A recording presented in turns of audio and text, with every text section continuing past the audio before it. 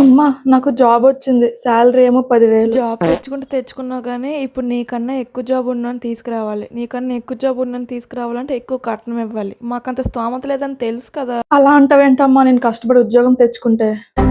Mummy నాకు job వచ్చింది.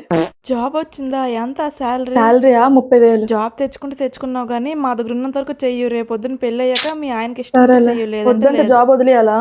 లేదంటే నిన్ను వదిలేస్తాను. అప్పుడు నువ్వు మళ్ళీ మా ఇంటికే వస్తావు. అదంతా నా వల్ల కాదు. తనకి ఇష్టమైతే చేయమని, లేదంటే వదిలి జాబ్. అర్థమైందా?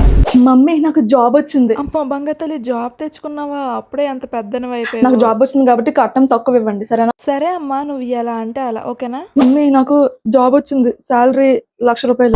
ఎంత దిక్కుమాలిన పని చేసావు తెలుసా నువ్వు? జాబ్ తెచ్చుకున్నావా? నువ్వు చక్కగా కాంటెంట్ క్రియేషన్ చేస్తావు, అలా లక్షల కాదు. వ్యూస్ తెచ్చుకుంటావు అని నేను అనుకుంటే నాకు కాంటెంట్ క్రియేషన్ రాదు మమ్మీ. నాకు అంత క్రియేటివిటీ బ్రెయిన్ లేదు. అసలు నువ్వు నా కూతురువేనా? Creativity brain లేదంటావేటి? నా బ్రెయిన్ అంతా నీకు రాలేదా? మీ నాన్న బ్రెయిన్ వచ్చింది, అందుకే ఈ మట్టి బుర్రలో తయారయ్యావు నువ్వు. ఇప్పుడు నీకు కూడా కాంటెంట్ క్రియేషన్ లేని మొగ్గునే తీసుకురావాలి. ఛీ!